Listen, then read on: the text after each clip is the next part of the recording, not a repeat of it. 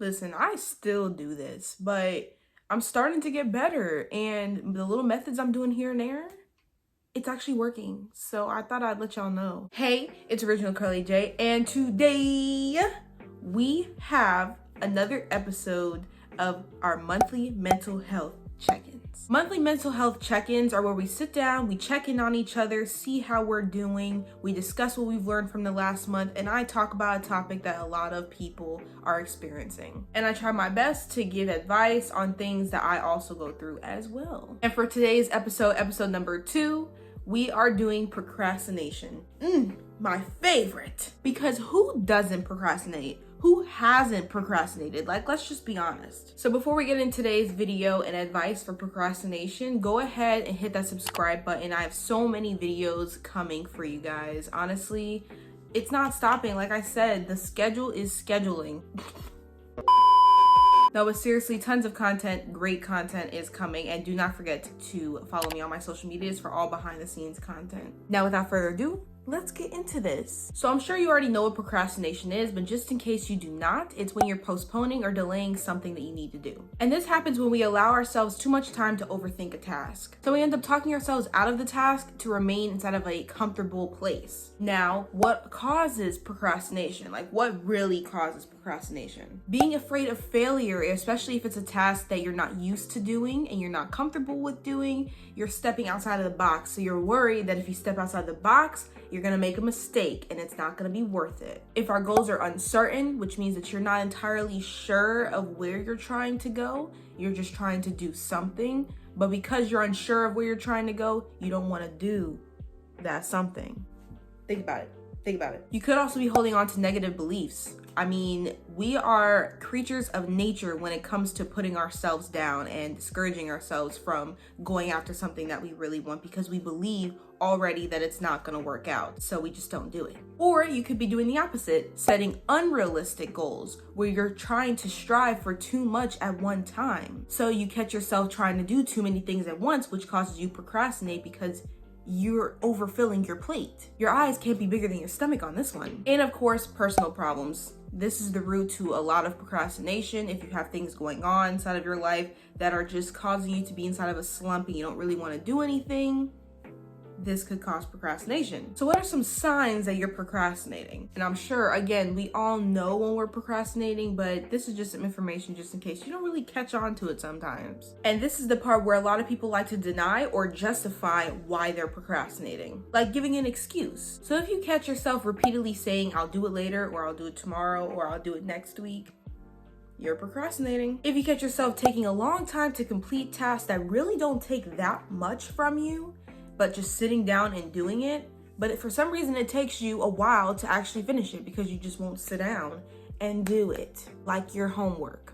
I'm on you. When you start to postpone boring or frustrating tasks that you really don't want to do, but you need to do them. Waiting till last minute before deadlines, this is especially with schoolwork, but some people wait last minute with work deadlines too. They gotta just push it to the very end, to right before the due date, you know? This is a really big one, and everyone has done this. But when you promise yourself that you're going to start something, and then right when you're about to start, you make every excuse not to. This is a big one when it comes to fitness journeys, which is why a lot of people are not as active as they can be because they tell themselves, oh, I'll start my fitness journey tomorrow. I'll start my fitness journey this Monday. I'll start my fitness journey next week, next month. When I have this, and that, you're making excuses. And lastly, when you're wasting time on things that really don't need your attention instead of focusing on the things that need your attention, like sitting down and binge watching a 6-hour, 7-hour show instead of getting your work done first and then doing that after.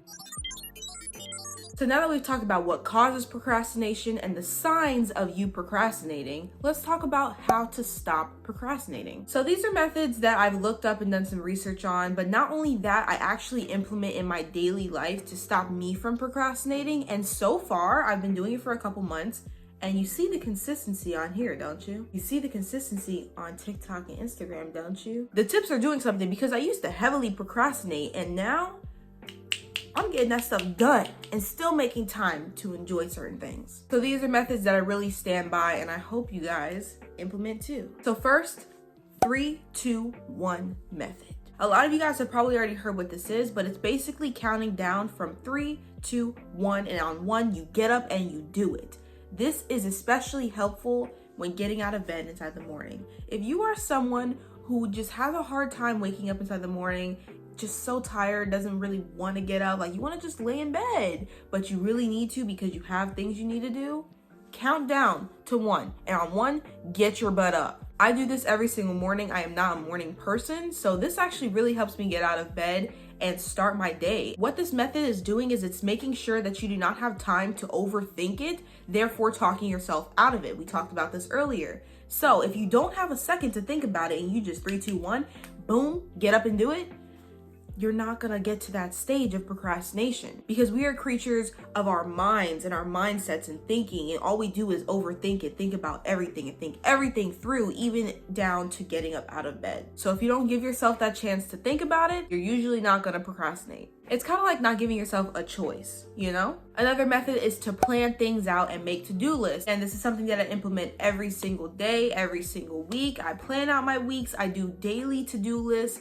It is so helpful. I've even gone ahead and put out all of my content that I want to film and on the specific days for the next 2 months. That keeps in mind the tasks that are important to me, and also it's gonna remind me of certain tasks that sometimes we forget when we're doing other things. Like for instance, if I need to go grocery shopping and I also need to get in my paper for the day, let's say. I'm gonna go shopping, I'm gonna get my groceries out the way, and then along the lines, I'm gonna kind of forget that I have that paper due unless I go look back at the to-do list and remind myself that I do. Now, of course, don't overload your to-do list, especially in one day, but just try to plan it out. It makes things a lot easier. Next is to start small and take in smaller chunks of a project instead of doing it all at once. For me, that would be editing. When I edit my videos, it takes me a total of 4 to 6 hours. However, if I break that up into chunks and I do cutting it up at first, and then I do adding text and sounds, and then I do adding music or something like that, it helps me a lot instead of having to sit down for 4 to 6 hours and anticipate that time of editing. So if I break it up into chunks of 1.5 hours to 2 hours, 1.5 hours to 2 hours, 1.5 hours to 2 hours, I'll get it done, and I won't feel as crazy or as tedious as taking that whole 4 to 6 hours in one time. Similarly, like writing a paper for school, you're gonna plan it out, you're gonna do your rough draft, you're gonna edit the rough draft and then rewrite it. Yes, you can do it all in one time, but in school, when you're actually writing out a paper in class, they normally have you take it day by day for a certain section. So first day will be planning, second day will be rough draft, third day will be editing it, fourth day will be writing it. So why would you sit down and try to do that all in one time unless you procrastinated, waited last minute, and now you have to rush? Which this is a video to tell you not to do that. So you should have time to take it into chunks so that way you're not overwhelming yourself. Another big one is to deal with distractions. Now I gave this inside of my studying tips video, but I'm gonna go a little more in depth. Because unlike just the studying tips video, distractions can be anything and everything. And that is including sitting down watching a show that you really don't need to be watching at this moment. You should be doing what you need to do, or talking on the phone in the free time that you have to actually put into whatever it is that you need to get done. So it goes beyond TV, phone, or music distractions when it comes to just studying. This is everything. There are so many things that can be distracting and completely take our time away from what's important. Now that doesn't mean don't go have fun and enjoy yourself and talk to people and socialize and listen to music and play video games here and there, but it means to just try to prioritize what's more important instead of letting it distract you from what you really need to do, because video games, listening to your music, and going out and having fun is not going to get you a career, and it's not going to get you anywhere in life. So you need to learn how to balance the two and really prioritize what's important so that way you can have fun after. Another way to stop procrastinating is to remember your goals and remember why you're trying to achieve those goals. So this isn't really something physical to implement when it comes to procrastinating, but it's something to remind yourself of when you catch yourself procrastinating or you catch yourself saying, well, I'll do it later. Is what you have to do gonna align with accomplishing your goals? And if it is, why are you trying to accomplish that goal? Is it going to benefit you? Is something you really want to do? Do you have a passion for it? You need to remember these things because it's not going to get anywhere unless you put in the effort. Same thing if you're going to distract yourself with something. is video gaming something that's going to help you reach what you really want to do in life? The answer is probably no. So put down the controller, do what you need to do first, and then you can play video games later. Come on. And lastly, don't be too hard on yourself, and make sure to forgive yourself when you catch yourself procrastinating. Now, that does not mean to always do this and to always rationalize procrastinating. But slip-ups here and there are completely normal. We are human. We are going to live and we are going to learn and we are going to make mistakes. And you have to make sure that you do not be so hard on yourself when that happens. For example, if you want to work out Monday through Friday and you've been working out Monday through Friday, but this week, one of those days you just had a hard time getting inside the gym, or you had other things that you had to do, so you missed one day out of the 5 days that you would work out every single week.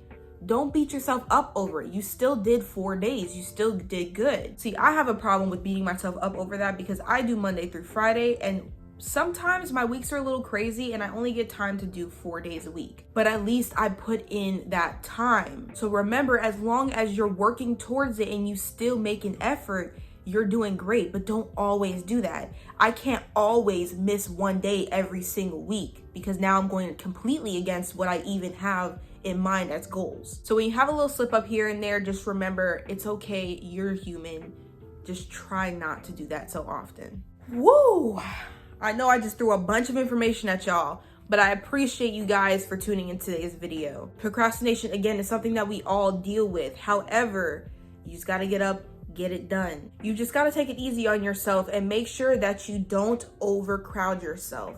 Try to take it step by step, try these methods, and let me know how they work for you. If you have any tips for procrastination, put them inside the comments below. And let me know how your month has been and anything that you'd like to talk to me about. My Instagram is always open to receiving messages. So go ahead and reach out to me. I will respond. I'm here if you need to talk. But I hope you guys have an amazing day, and on to October we go. But I'll see you next time. Bye.